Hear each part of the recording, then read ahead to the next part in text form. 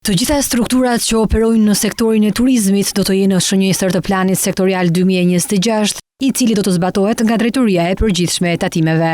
Plani synon të rrisë formalizimin dhe administrimin e të ardhurave në hotele, bujtina, apartamente, agroturizëm, restorante, kafene, fast food, ambiente nate, si dhe çadra, shezlone, aktivitete ujore të certifikuara nga AKB.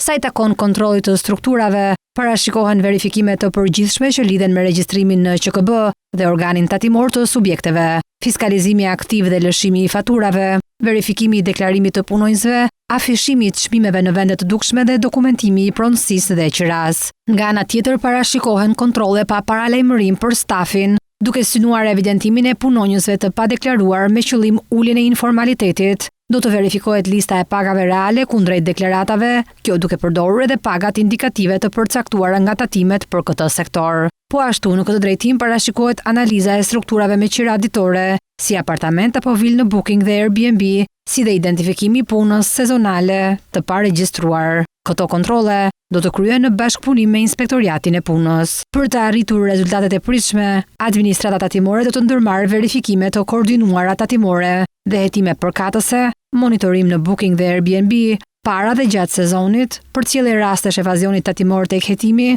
bllokim i pajisjeve të faturimit kur konstatohet shkelje, si dhe bashkëpunim me organet e rendit dhe prokurorinë.